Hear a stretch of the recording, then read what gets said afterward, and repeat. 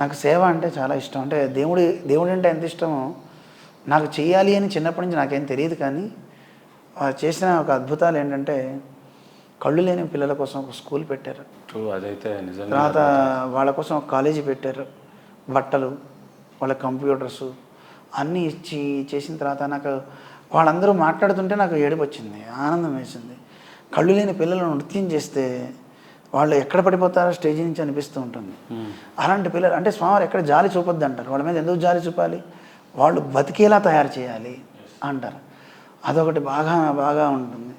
Next స్వామీజీ చేసింది అల్లంపల్లి, వీరసాయిపేట. అంటే ఫారెస్ట్లో ఉన్నటువంటి పిల్లల కోసం, అది కావాలని ఏదో పేరు కోసం పెట్టుకున్నది కాదు. స్వామివారు మామూలుగా గీతాజ్యూత్ అని కార్యక్రమాలు చేస్తూ ప్రచారంలో తిరిగినప్పుడు మా తండా కూడా రండి అంటే అడవిలోకి 20 కిలోమీటర్లు నడిచి వెళ్ళారు. ఎవరు నడుస్తారు? అంత దూరం నడవాలంటే జీవులు కూడా వెళ్ళవు ఆ రోజులు. ఇప్పుడు లోపలికి వెళ్ళిపోతారు. చాలా లోపలికి వెళ్ళారు. అక్కడ ఫస్ట్ ఎన్కౌంటర్ కూడా జరిగిందనమాట అక్కడ అల్లంపల్లిలో. ఇదివరకు ఎన్టీ రామారావు పీరియడ్లో అయిందట. అలాంటి చోట నక్సల్స్ ఏరియాలో స్వామివారు వెళ్తే అక్కడ ఉండే పిల్లలు సారా, గుడుంబ ఇలాంటివన్నీ కాస్తూ ఉండేవారట. వాళ్ళకి సరైన దుస్తులు లేవు. అప్పుడు వీడియోలు తీసినవి చూశాను నేను. ఆ పిల్లలంతా భాష కూడా తెలుగు రాదు ఎవరికి. అలాంటి చోట గవర్నమెంట్ స్కూల్స్ అన్నీ సీల్స్ వేసి ఉన్నాయి, తాళాలు వేసి ఉన్నాయి.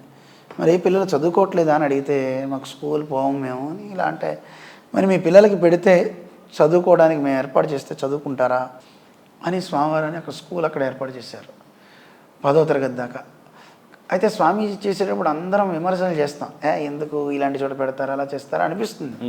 కానీ దాని ఫలం చూడండి, తర్వాత కాలంలో అద్భుతాలు ఉంటాయి ఖచ్చితంగా. ఇప్పుడు ఈ రోజుల్లో అక్కడ చదువుకున్న పిల్లలు అగ్రికల్చర్ ఆఫీసర్గా, మండల్ రెవెన్యూ ఆఫీసర్స్గా తయారైన పిల్లలు ఎంతోమంది ఉన్నారు.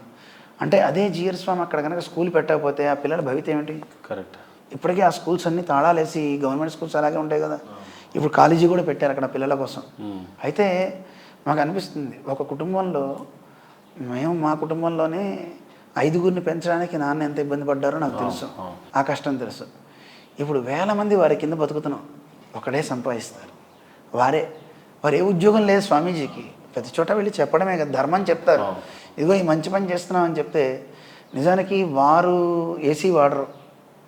వారు దేవుడి దగ్గరే కిందే వచ్చి పడుకుంటారు. సోఫాలు, మంచాలు ఉన్నా ఆ మంచాల్లో ఏమి కుషన్స్ ఉండవు, కానీ చెక్క మంచం ఉన్నా దాంట్లో పడుకోరు, కిందే పడుకుంటారు. వారు అందరూ తినే తిండ్లు వేరు, వారు తినే తిండి వేరు. వారు ఉప్పు కారం 2 తినరు. అలాంటి తిండి తింటూ ఎందుకు శ్రమ పడాలి? ఎవరి కోసం శ్రమ పడాలి? ఎంతోమంది తెలియకుండా ప్రతి వ్యక్తి ఎవరైనా నాకు అనిపిస్తూ ఉంటుంది. నేను ముందే చెప్తున్నా కదా, నాకు ఆయన స్వామీజీ బంధువేం కాదు, కానీ నేను దూరంగా ఉన్నవాడిని, దూరం నుంచి చూసినవాడిని, ఇప్పుడు దగ్గర నుంచి చూస్తున్నాను. అంటే ఒక వ్యక్తిని విమర్శించాలన్నా, పొగడాలన్నా ఆ వ్యక్తిని దగ్గర నుంచి చూస్తే తప్ప మనం వాళ్ళ గురించి మాట్లాడకూడదని నేను నేర్చుకున్నాను. ఎందుకంటే బయట ఉన్నప్పుడు 100 మంది ఎన్నో మాట్లాడతారు, అవన్నీ అపోహలు. తర్వాత ఇంకోటి అంటే వాళ్ళ భేషజానికి మాట్లాడే మాటలు తప్ప దగ్గరికి వచ్చి నిలబడితే కదా తెలిసేది. ఇప్పుడు వారితో ట్రావెల్ చేస్తే ఒక వారం రోజులు ట్రావెల్ చేయమనండి ఎవరినైనా, నిద్ర ఉండదు, తిండి ఉండదు కదా. ఇప్పుడు ఈ వయసులో 68 వయసులో మొన్న ఢిల్లీ వెళ్ళి మోడీ గారి ప్రసంగానికి వెళ్ళి తిరిగి వచ్చేసరికి రాత్రి 4 అయింది, అదే తెల్లవారుజామున 4 అయింది. అయిన తర్వాత ఎందుకంటే అక్కడ ఫ్లైట్ డిలే అయింది, రాత్రి అంతా నిద్ర లేదు. పొద్దున్న 5ంటికి ఇక్కడ కార్యక్రమం ఉంది, ప్రాతస్మరణీయం చేస్తాం. ఆ ప్రోగ్రాంకి వారు నిజానికి రావక్కర్ల, వారు రాజు, వారిని ఎవరు అడుగుతారు? యజమాని ఎవరిని అడుగుతారా మీరు ఎందుకు రాలేదని? వారు పడుకోవచ్చు, కానీ వారు వచ్చారు. అలా ఒక రోజు కాదు, రాత్రికి ఎప్పుడన్నా ప్రయాణమై 2ంటికి వచ్చినా 5ంటికి అక్కడికి వచ్చేస్తారు. అంత వారు చేస్తున్నారంటే కింద వాళ్ళందరికీ కూడా కమిట్మెంట్ ఉండాలని కదా చేసేది. అందుకని అంత చేసి మిగతా వాళ్ళు ఎవరైనా అలసిపోయామో మా వల్ల కాదు అంటున్నారు తప్ప, కుర్రవాళ్ళు మరి ఆ వయసులో కూడా వారు అంత నేను చేయాలి అని అంటున్నారంటే ఓపిక తెచ్చుకునే దేనికోసం చేస్తున్నారు అంటే నాకు అనిపిస్తుంది, కృష్ణుడు సంధ్యావందనాలు అన్నీ చేసేవాడు. ఎందుకు ఇలా చేశాడనేది మనకి భాగవతం, భారతం చదివితే తెలియదు, భగవద్గీత చదవాలి. అందులో ఆయన చెప్తాడు, యద్యదాచరతి శ్రేష్ఠ అంటాడు. పెద్దవాళ్ళు ఏది ఆచరిస్తారో అదే అందరూ ఆచరిస్తారు. స్వామీజీ ఎప్పుడు చమత్కారంగా చెప్తారు.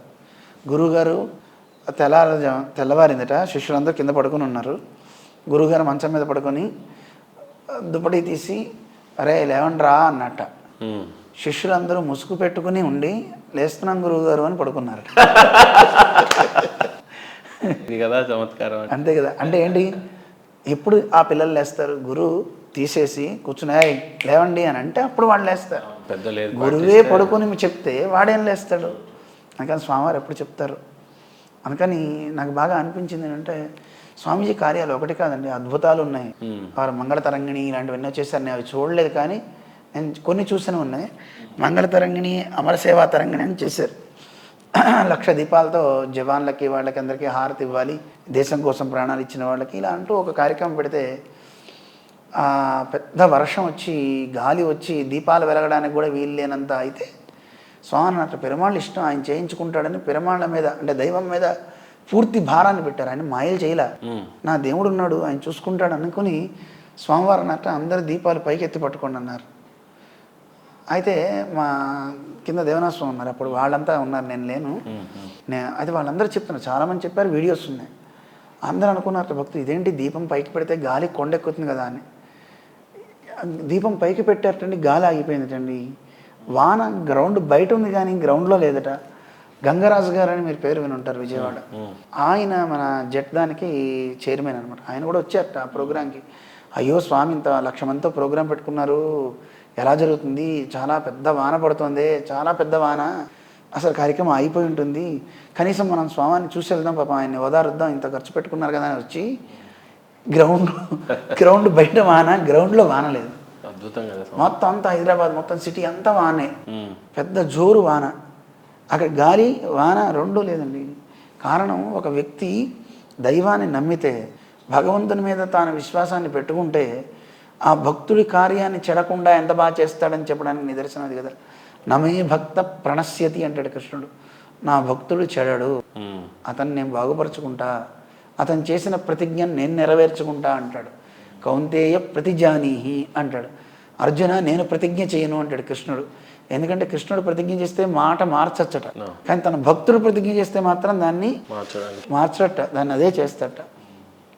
ఆయుధం పట్టనన్నాడు కృష్ణుడు, పట్టిస్తా అన్నాడు భీష్ముడు. ఎవరి మాట నెగ్గించాడు? భీష్ముడు. తన మాటను వదులుకున్నాడు, భీష్ముడి యొక్క మాటను నిజం చేశాడు. చేసి ఆయన చెప్పినట్టుగానే ఆయుధం పట్టేలా చేస్తాడు, ఆయన మాటను నెరవేర్చాడు.